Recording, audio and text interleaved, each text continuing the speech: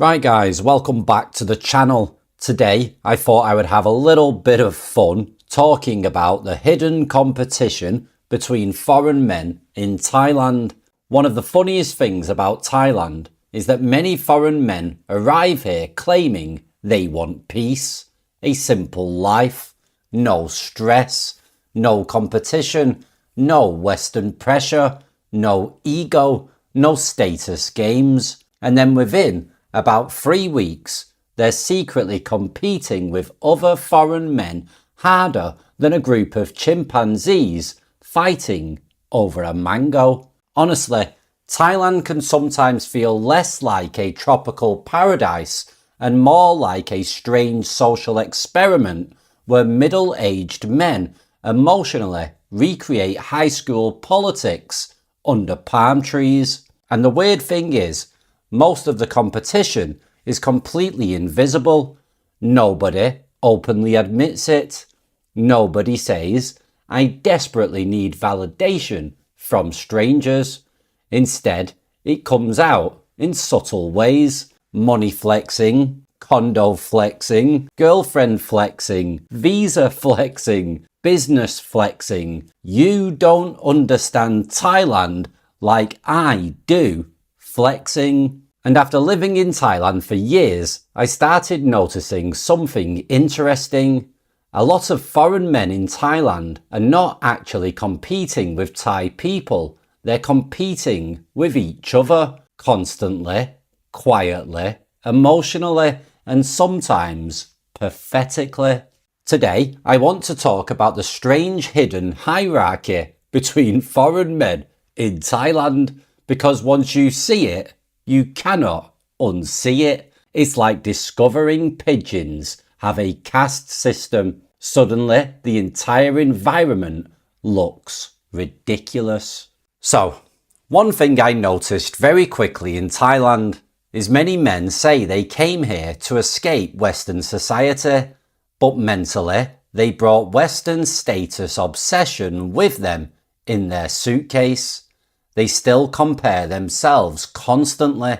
They still want social superiority. They still want validation. Thailand just changes the battlefield. Back home, maybe status came from their career, job title, house, social circles, education. In Thailand, the hierarchy becomes different. Now, status becomes age, money, condo, visa type, girlfriend, Thai language ability, years living in Thailand, local knowledge, nightlife status, online success, perceived masculinity. And what makes it funny is men pretend they are above all of this while participating in it daily. You'll meet a guy saying, I'm not materialistic, mate. 5 minutes later, he's showing everyone photos of his condo rooftop infinity pool like he personally invented architecture. Give them a beach and lower living costs and they'll still invent dominance rituals by Tuesday afternoon. Now, this is one of the funniest archetypes in Thailand, the self-appointed Thailand expert. Every expat area has them, usually sitting somewhere with a beer permanently attached to their hand like a medieval accessory. These men believe they possess secret wisdom unavailable to ordinary mortals. And the strange thing is, the longer some men stay in Thailand, the more spiritually enlightened they believe they have become. They stop speaking normally. Everything becomes, you don't understand Thailand. Thai culture is different. You've got a lot to learn. This isn't the West. Now, sometimes they are correct. Thailand genuinely is culturally different. But some men use Thailand knowledge as social status.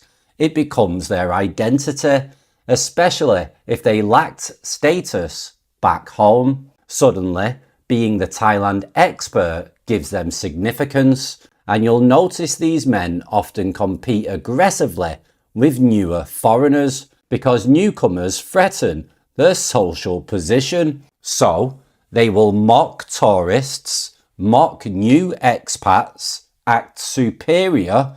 This is a big one. They will gatekeep information, exaggerate experience, and constantly talk about real Thailand. It becomes a hierarchy, the veteran expat versus the newcomer. And honestly, sometimes it starts resembling a strange jungle tribe where survival status depends on how many visa renewals you have survived. Now, we have to discuss this one because it is everywhere. Thailand has one of the weirdest relationship flex cultures I have ever seen. Some foreign men become obsessed with proving their girlfriend is loyal, their relationship is genuine, their Thai partner truly loves them. They won Thailand. And psychologically, this often comes from insecurity because deep down, many men know there are stereotypes surrounding foreigner Thai relationships, so they feel pressure to prove theirs is different. And this creates strange competition. Men subtly comparing age gaps, attractiveness, loyalty, whether she worked in bars, how traditional she is, how much she loves them. It becomes this bizarre masculinity scoreboard. You'll hear things like, "My girl would never do that. We have been together 8 years. She is not like Bangkok girls. She's educated. She comes from a good family." And honestly, sometimes it feels less like romance and more like men trying to emotionally convince themselves they made safe investments, which sounds incredibly unromantic because it is, but it's true. And sadly, some men become deeply emotionally competitive over women because they attach their masculinity to relationship success in Thailand. If another man has a younger girlfriend, a prettier girlfriend, a more affectionate relationship, a more stable family life, it can trigger insecurity fast, especially in older expat circles. Thailand creates fascinating money psychology also among foreigners because suddenly men who are average earners back home may feel wealthy for the first time in their lives. And for some people, that becomes intoxicating. Suddenly, they can rent luxury condos, eat out daily, date attractive women, hire services, travel freely, live comfortably. And some men handle this normally. Others turn into walking advertisements for fragile masculinity. Every conversation becomes how much something costs. Investment talk, business talk, crypto talk, condo talk. I could buy that cash. You'll notice some foreigners constantly perform wealth, not because they're rich necessarily, but because Thailand gives them a social environment where money finally creates visible status, especially if they felt unsuccessful back home. And the irony is some of the loudest money flexing men are financially unstable, massively. I've met men pretending to be wealthy while quietly burning through retirement savings like a candle in a hurricane. Thailand can create illusion-based lifestyles very easily because appearance matters heavily. Now this next one is one of the funniest invisible wars happening in Thailand today. The retirees versus the digital nomads. These groups often quietly dislike each other. Retirees think digital nomads are arrogant, fake entrepreneurs, shallow influencers, laptop posers, annoying hipsters. Meanwhile, digital nomads often view retirees as bitter, outdated, unhealthy, alcoholic, and socially negative. And both sides spend ridiculous amounts of time mocking each other online. It's honestly incredible. A bunch of men flew across the world seeking freedom and inner peace, only to recreate tribal warfare over coffee shops and Chang beer. Retirees often flex experience, wisdom, years in Thailand, relationship knowledge. Digital nomads flex youth, fitness, income, online business, mobility, lifestyle freedom. And underneath it all, both groups are often trying to prove my life choice was correct.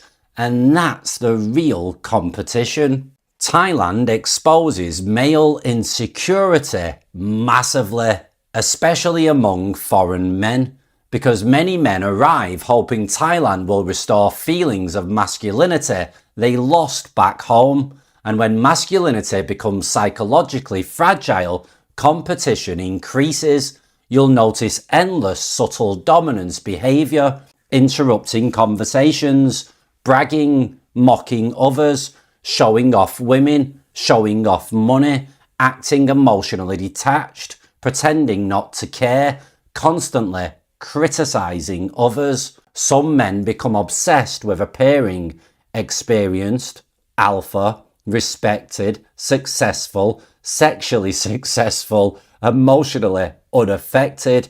But honestly, confident men rarely need to constantly perform confidence.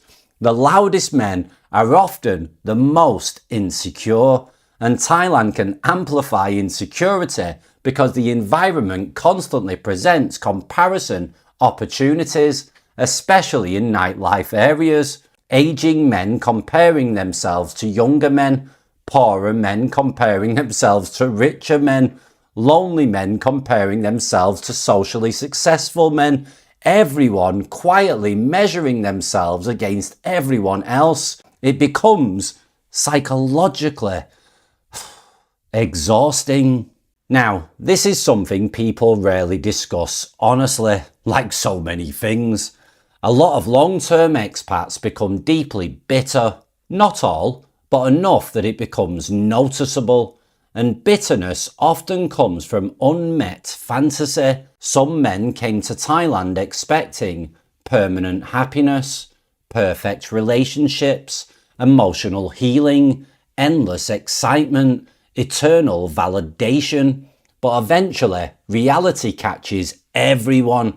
Money problems arrive, relationship problems arrive, health problems arrive, loneliness arrives, aging arrives, and some men react badly psychologically.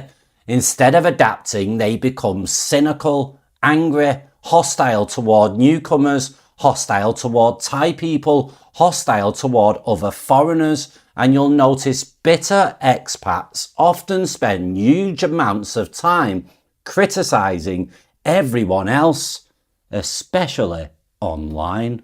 Because criticizing others protects the ego. It avoids self-reflection. If everyone else is stupid, you never have to confront your own mistakes.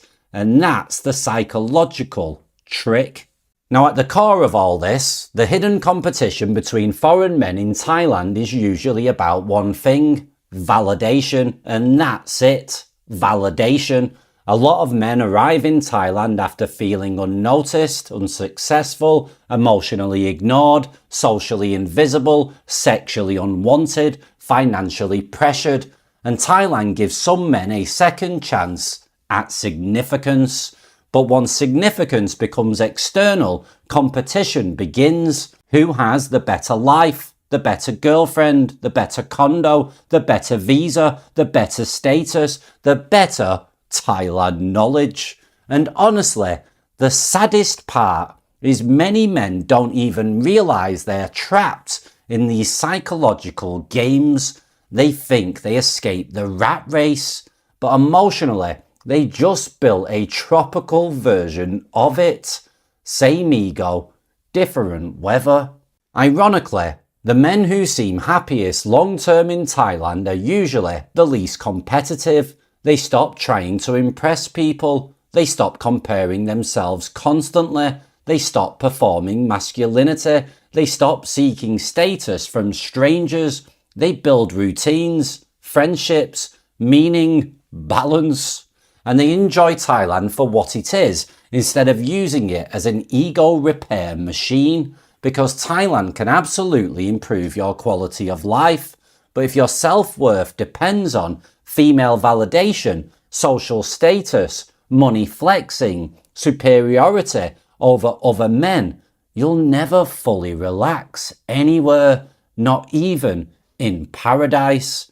The environment changes, the mind remains the same. Human beings really are committed to turning every possible experience into a hierarchy. Put us on a peaceful tropical island, and within 6 months, Gary from Birmingham is emotionally competing with Steve from Texas over whose girlfriend cooks better papaya salad. Mental. Thailand is an incredible country, but one of the strangest things about it is how much psychology it exposes in foreign men. Ego, insecurity, loneliness, validation, status hunger, masculinity, anxiety. And once you spend enough time around expat circles, you start realizing many men aren't actually fighting each other. They're fighting their own fear of becoming invisible. Thailand simply gives them a new arena to perform inside. Some men grow beyond that. Others become trapped in it permanently. And honestly, the foreign men who seem most at peace in Thailand are usually the ones who no longer feel the need to prove anything to anyone. Guys, if this has resonated with you, please put a comment down below and don't forget to like and subscribe for more episodes. Take care and ciao for now. Bye bye.